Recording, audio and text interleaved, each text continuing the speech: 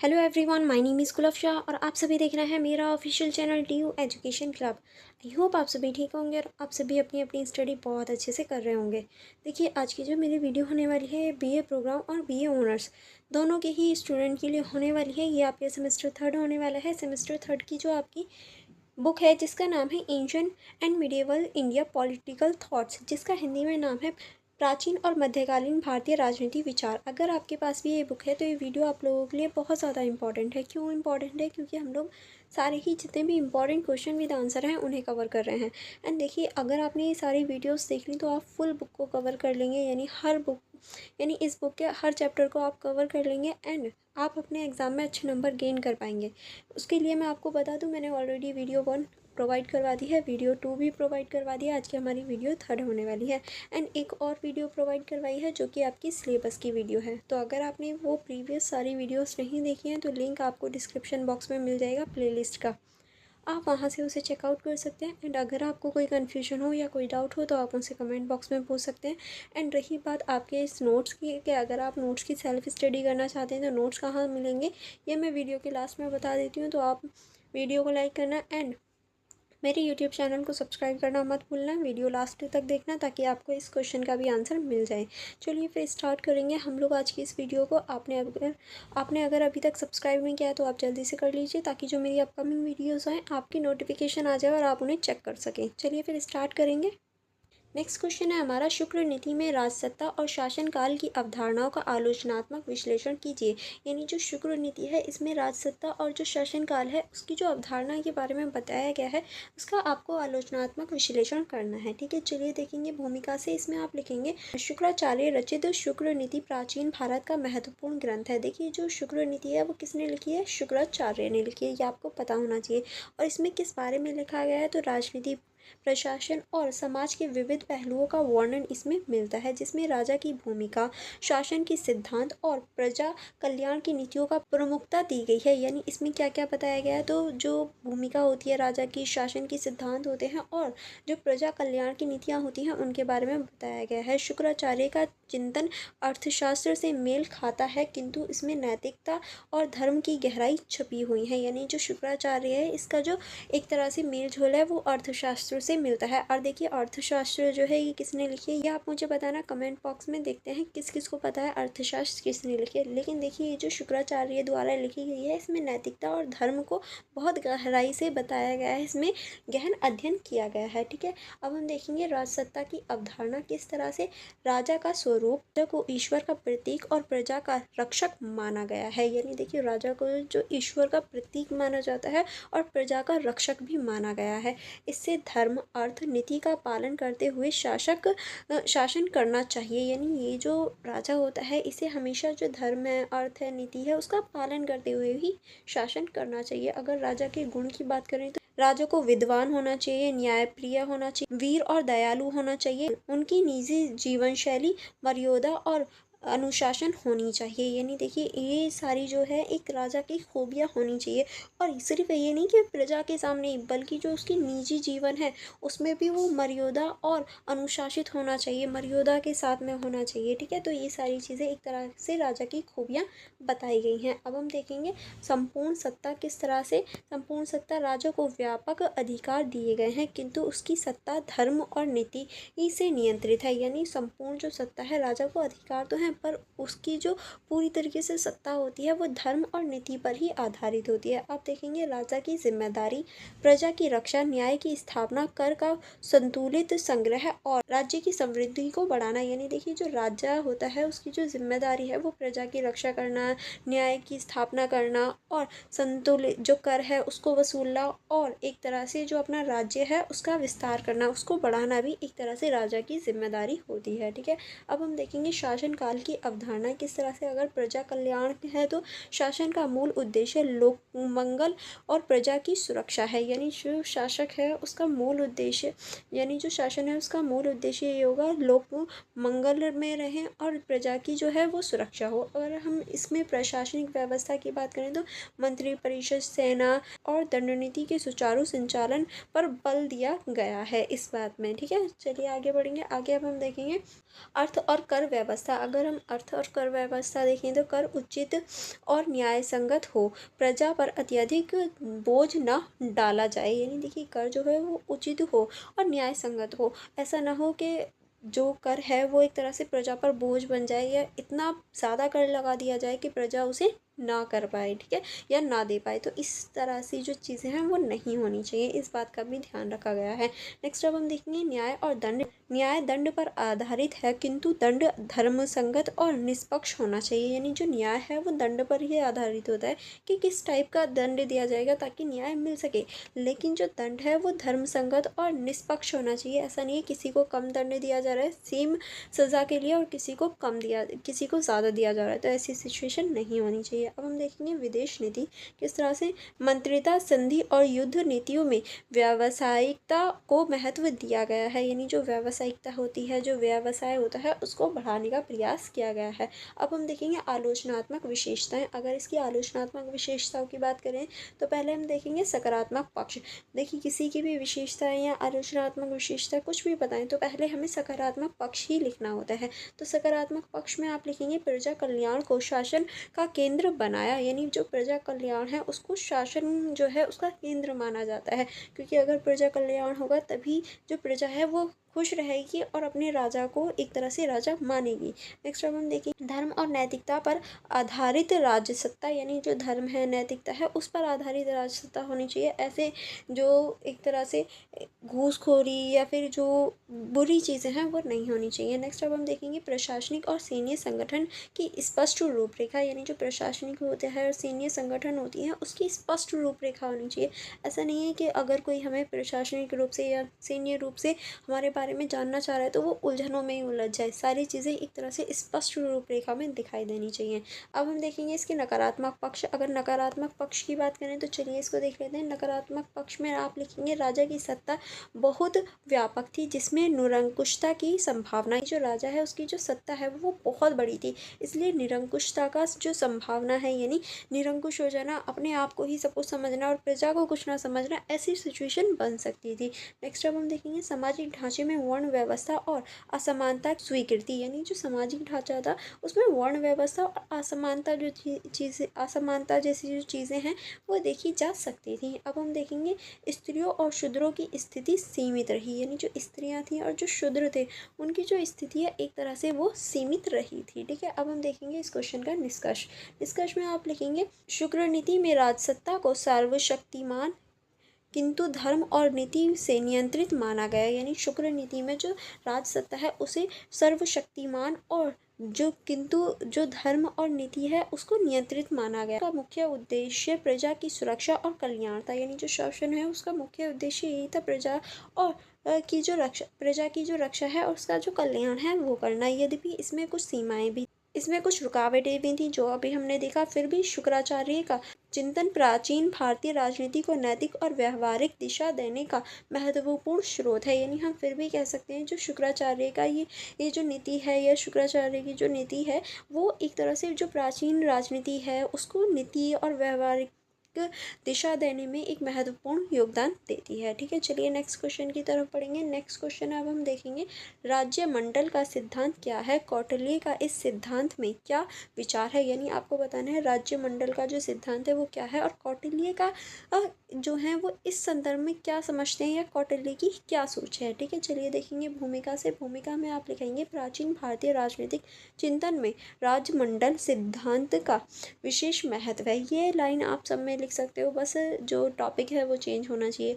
आपने देखा होगा प्रीवियस वीडियोस में भी ये शुरुआत जो है वो ऐसे ही हो रही है, तो ऐसी कुछ पर्टिकुलर लाइंस होती हैं जिनका आप यूज़ कर सकते हैं। इसमें सार्वजनिक व्यवस्थित रूप से कौटिल्य ने अपनी अर्थशास्त्र में प्रतिपादित किया और इसे सार्वजनिक रूप से कौटिल्य ने अपनी अर्थशास्त्र में प्रतिपादित किया। यानी ये जो है ये अर्थशास्त्र में देखने को मिलती है। यह सिद्धांत अंतर्राष्ट्रीय राजनीति और राज्य के परस्पर संबंधों को समझने वाला है। यानी राज्य के संबंधों को समझता है और अंतर्राष्ट्रीय स्थिति को समझता है, जिससे आधुनिक राजनीति विज्ञान में पावर पॉलिटिक्स या बैलेंस ऑफ पावर से जोड़ा जाता है, ठीक है। चलिए आगे बढ़ेंगे। आगे अब हम देखेंगे राज्य मंडल का सिद्धांत। यानी जो राज्य मंडल का सिद्धांत है आखिर ये है क्या। अगर हम इसके अर्थ की बात करें तो चलिए अर्थ देख लेते हैं। अर्थ में आप लिखेंगे किसी भी राज्य के चारों ओर अन्य राज्य स्थित होते हैं जिससे उसके संबंध शत्रुय मित्रता या तटस्थ पर आधारित होते हैं। यानी देखिए अगर कोई भी राज्य है तो राज्य के चारों ओर भी राज्य ही होंगे। बेसिक सी बात है, ऐसा तो नहीं है अकेला सुनसान में राज्य बना हुआ है, उसके चारों ओर भी राज्य होते हैं और उन राज्यों के साथ में उसका जो संबंध होता है या तो वो शत्रुता का होता है यानी दुश्मनों वाला, या फिर मित्रता यानी दोस्त वाला, या फिर तटस्थ भी हो सकता है। इस प्रकार राज्य का एक मंडल निर्मित होता है। यही सारी चीज़ें राज्य का एक मंडल बना देती हैं। ठीक है, अगर रचना की बात करें तो कौटिल्य ने 12 प्रकार के राज्यों का उल्लेख किया है जिसके प्रमुख है, यानी कौटिल्य द्वारा 12 प्रकार के जो राज्य होते हैं वो बताए गए हैं। अब कौन कौन से ऐसे हैं चलिए देख लेते हैं। 12 प्रकारों के कौन कौन से हैं। पहला आप लिखेंगे विजिगुषु, वह राजा जो विजय की आकांक्षा रखता है यानी जो हमेशा जीतता हो। अरि अरि का मतलब है शत्रु यानी पड़ोसी राजा जो वह प्रतिद्वंदी है यानी आपका दुश्मन है। मित्र, शत्रु का शत्रु जो सहयोगी बन सकता है यानी ऐसा मित्र जो हमारे दुश्मन का दुश्मन हो, वो क्या होगा, वो हमारा दोस्त होगा। आपने सुना है ना, दुश्मन का दुश्मन हमेशा दोस्त होता है। तो वही बात जो है ये कौटिल्य द्वारा ही या कौटिल्य ने ही कही है। ठीक है, अगर हम तटस्थ की बात करें तो इसमें आप लिखेंगे जो सीधे संघर्ष में शामिल ना हो, यानी ऐसा व्यक्ति या ऐसा राज्य जो पीछे से तो सारी चीजें कर रहा है पर सामने से कुछ नहीं कर रहा, सामने से वो संघर्ष में शामिल नहीं होता। मध्य और उदासीन शक्तिशाली राज्य जो मध्य या दूसरे से प्रभाव डालने वाले हैं, यानी ऐसे राज्य जो शक्तिशाली हैं लेकिन मध्य से यानी दूसरे के उससे वो प्रभाव डालते हैं, वो डायरेक्टली आकर नहीं करते। नेक्स्ट अब हम देखेंगे मूल अध्याय। इसमें आप लिखेंगे राज्य का लक्ष्य विस्तार और सुरक्षा है और इसी के लिए कूटनीति व सैन्य शक्ति का प्रयोग करना चाहिए। यानी जो एक तरह से राज्य होता है उसका लक्ष्य ये होता है कि विस्तार करना और सुरक्षा करना, और इसके लिए उसे कूटनीति और जो शक्ति है उसका प्रयोग करना चाहिए। ठीक, अब हम देखेंगे कौटिल्य का विचार। कौटिल्य का क्या विचार है चलिए इसमें देखेंगे। कौटिल्य का मत था कि पड़ोसी राज्य संभवतः शत्रु होते हैं और शत्रु का शत्रु मित्र होता है। यानी कौटिल्य हमेशा ये मानते थे कि जो हमारा पड़ोसी राज्य होगा वो हमेशा हमारा शत्रु ही होगा और शत्रु का शत्रु जो होगा वो मित्र होगा। क्योंकि देखिए जो अगर आप अपनी ही देखिए, अगर आप हैं और ये आप स्टूडेंट है, ये सेकंड स्टूडेंट है, अगर आप स्टडी कर रहे हैं तो सेकंड वाला क्या चाहेगा कि आप कम स्टडी करो ताकि ये जो है ये जीत पाए। तो इसीलिए कौटिल्य ने कहा कि हमेशा जो बराबर वाला राज्य होता है वो हमेशा शत्रु ही होता है और शत्रु का शत्रु हमारा मित्र होता है। ठीक है, आगे हम देखेंगे उन्होंने षड्गुणीय नीति, शक्ति, युद्ध, आसन, ज्ञान, संधि, वेदाभास के माध्यम से राज्य की विदेश नीति का विश्लेषण किया। यानी जो कौटिल्य हैं उन्होंने ये सारी चीज़ों का यूज़ किया राज्य की जो विदेश नीति है उसको बनाने के लिए। ठीक है, चलिए आगे बढ़ेंगे। आगे अब हम देखेंगे इन्होंने अंतर्राष्ट्रीय राजनीति को शून्य योग्य खेल की तरह देखा जहां एक की शक्ति दूसरे की कमजोरी है। यानी इन्होंने अंतर्राष्ट्रीय राजनीति को एक तरह से शून्य योग खेल देखा जहां पर एक की जो शक्ति होगी वो दूसरे की हमेशा कमजोरी होगी। नेक्स्ट अब हम देखेंगे राज्य की शक्ति और सुरक्षा को सर्वोपरि मानते हुए उन्होंने व्यापारिक और यथार्थवादी दृष्टिकोण अपनाया। यानी इन्होंने राज्य की जो शक्ति है उसे व्यापारिक और यथार्थवादी दृष्टिकोण से अपनाया है और दृष्टिकोण प्रस्तुत किया है। अब हम देखेंगे इस क्वेश्चन का निष्कर्ष। चलिए निष्कर्ष देख लेते हैं। निष्कर्ष में आप क्या लिखेंगे, राजमंडल सिद्धांत कौटिल्य के यथार्थवादी राजनीतिक दृष्टिकोण का परिचय है। यानी जो राजमंडल सिद्धांत है वो कौटिल्य का जो अर्थशास्त्र है उसका एक तरह से परिचय की तरह ये कार्य है, परिचय की तरह कार्य करता है या परिचय है। यह बताता है कि राज्य को अपनी सुरक्षा और विस्तार हेतु कूटनीति, सैन्य शक्ति, मित्रता का संतुलित प्रयोग करना चाहिए। यानी यही बताता है कि जो राज्य है अपना अगर वो अपना विस्तार चाहता है तो अपनी जो कूटनीति है, सैन्य शक्ति है और जो मित्रता है उसे संतुलित रखना चाहिए। आधुनिक अंतर्राष्ट्रीय राजनीति में शक्ति संतुलन और मित्रता शत्रुता की अवधारणाएं इसी सिद्धांत से मेल खाती हैं। यानी ये जो है ये हमारी मित्र जो है और जो दुश्मन है उनकी जो अवधारणाएं हैं वो इसी सिद्धांत से मेल खाती हैं। आई होप आपको ये क्वेश्चन समझ में आया होगा। चलिए नेक्स्ट क्वेश्चन देखेंगे। नेक्स्ट क्वेश्चन है हमारा धर्म में राजतत्व व राज्य के विचार की व्याख्या कीजिए। यानी जो बौद्ध धर्म है इसके राजतत्व और राज्य का विचार जो है इसकी आपको व्याख्या करनी है, किस तरह से भूमिका देखेंगे इसमें आप लिखेंगे बौद्ध धर्म ने प्राचीन भारतीय राजनीति चिंतन को गहराई से प्रभावित किया। यानी जो बौद्ध धर्म है उसने प्राचीन भारतीय जो राजनीतिक चिंतन है उसे गहराई से प्रभावित किया। बुद्ध का मुख्य ध्यान धर्म और नैतिकता पर था। यानी जो बुद्ध थे, भगवान बुद्ध, उनका जो ध्यान था वो सिर्फ धर्म और नैतिकता पर था। लेकिन इनके जो उपदेश थे, किंतु इनके उपदेशों ने राज्य और राजत्व की ये विशिष्ट अवधारणा को विकसित भी किया। बौद्ध चिंतन में शासन का आधार बल या दंड नहीं बल्कि धम और करुणा था। यानी जो बौद्ध धर्म है उसमें जो शासन का आधार होता था, अभी तक हमने देखा शासन का आधार या तो बल है या फिर दंड है, लेकिन इन्होंने कहा कि शासन का जो आधार है ना तो बल है और ना ही दंड है बल्कि धम और करुणा है। बौद्ध धर्म में धम होते हैं तो वो है और जो करुणा है वो है, क्योंकि अगर हम किसी के हृदय में अब राज करें तो वो फिर हमें सदा अपना राजा मान सकता है। पर अगर हम उस पर ज़ोर ज़बरदस्ती से राज करेंगे तो जैसे ही हमारी ज़ोर ज़बरदस्ती जो है वो ख़त्म होगी या हम बूढ़े होंगे तो हमारा जो शासन है वो खुद ब खुद ख़त्म हो जाएगा। इसीलिए बौद्ध धर्म जो है वो करुणा और जो धम है उसको फॉलो करते थे शासन के लिए भी। ठीक है, नेक्स्ट अब हम देखेंगे राजतव का विचार। किस तरह से राजतव का विचार आया। राजा का स्वरूप, इसमें क्या है, राजा का स्वरूप कैसा होना चाहिए। राजा को धर्मराज कहा गया जिसका कर्तव्य धर्म और न्याय पर आधारित शासन करना है। यानी देखिए जो राजा होता था उसको राजा ना बुलाकर धर्मराज कहा जाता था, जिसका जो कर्तव्य है वो धर्म और न्याय का ही पालन करना और उसी के आधार पर शासन करना होता था। ठीक है, अब हम देखेंगे राजा की उत्पत्ति। नेत्र सूत्र के अनुसार जब समाज में अराजकता और हिंसा बढ़ी तो लोगों ने आपसी सहमति से एक व्यक्ति को शासक चुन लिया, क्योंकि अराजकता बहुत ज्यादा हो गई थी तो एक व्यक्ति को अपना शासक चुन लिया। इस प्रकार राज्य सत्ता का आधार सामाजिक अनुबंध है। यानी इसी वजह से जो राजा है, ऐसे ही जो राजा है वो बना, क्योंकि पहले कोई राजा नहीं होता था। इसके अनुसार हमें पता चला कि एक बार क्या हुआ कि जो समाज है उसमें बहुत ज़्यादा लड़ाइयाँ होने लगी, झगड़े होने लगे, चोरी चकारी होने लगी, तो उन सबको संभालने के लिए एक लीडर चुना गया और उस लीडर को ही फिर राजा कहा गया। ठीक है, अब हम देखेंगे राजा के कर्तव्य क्या है। राजा के क्या कर्तव्य थे, तो प्रजा की रक्षा करना, भूख और निर्धनता दूर करना, यानी जो भूख है और जो गरीबी है उसे दूर करना, विरोध रोकना और धर्म का पालन करना ही राजा का कर्तव्य या ये कहूँ राजा का एक तरह से धर्म होता था। अब हम देखेंगे राजा का आदर्श किस तरह से बौद्ध धर्म ने दशराज धर्म का प्रतिपादन किया। उदारता, दानशीलता, सत्यवादिता, संयम, धर्म, क्षमता और अहिंसा जैसे गुण आवश्यक बनाए गए ताकि जो समाज है उसमें एक तरह से शांति बनी रह सके और जो समाज है वो एक तरह से सुव्यवस्थित रह सके। ठीक है, नेक्स्ट अब हम देखेंगे राज्य का विचार किस तरह से। इसमें आप लिखेंगे राज्य का उद्देश्य। राज्य जो है उसका क्या ही उद्देश्य है, प्रजा को भय और अन्याय से मुक्त कर खुश और शांति प्रदान करना। यानी राज्य जो है वो क्यों बनाए जाते हैं, ताकि जो प्रजा है उसे जो अन्याय है उससे दूर रखा जा सके और शांति प्रिय जगह दी जा सके।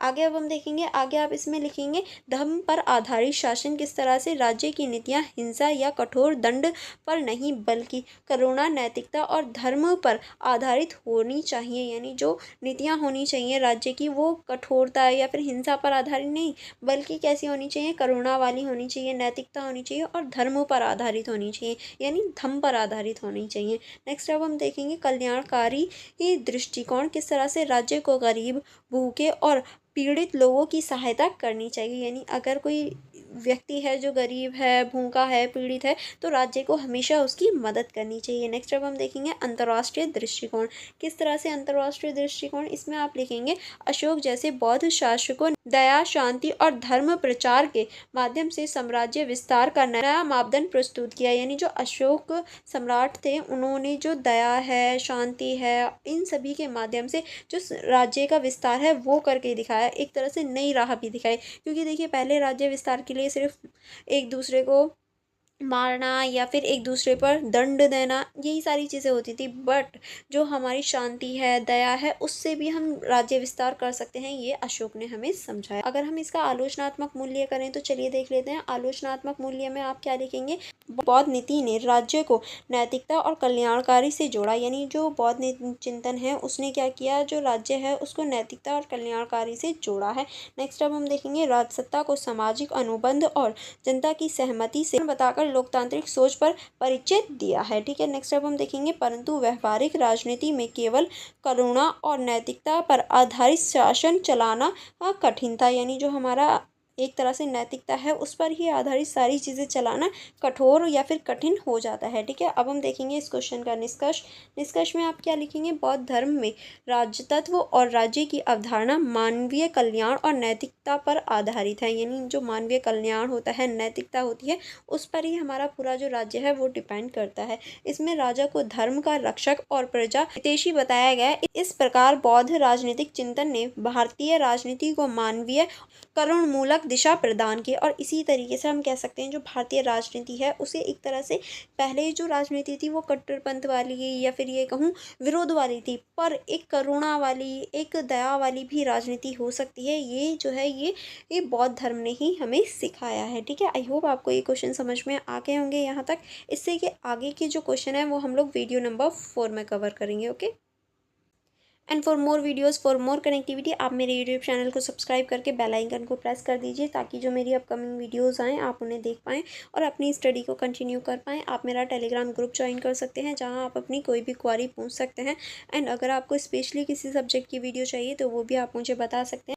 आप मेरा टेलीग्राम चैनल ज्वाइन कर सकते हैं। यहाँ आप अपनी जो नोट्स हैं वो रीड आउट कर सकते हैं, यानी यहाँ मैं आपको नोट्स प्रोवाइड करवा देती हूँ। आप मेरी इंस्टाग्राम आईडी चेकआउट कर सकते हैं for more information, for more connectivity, क्योंकि यहाँ मेरी अपकमिंग वीडियोज़ की इन्फॉर्मेशन आपको मिल जाती है। ठीक है, चलिए फिर हम मिलेंगे नेक्स्ट वीडियो में। आप वीडियो को लाइक करना एंड अपने फ्रेंड्स के साथ शेयर करना मत भूलिएगा।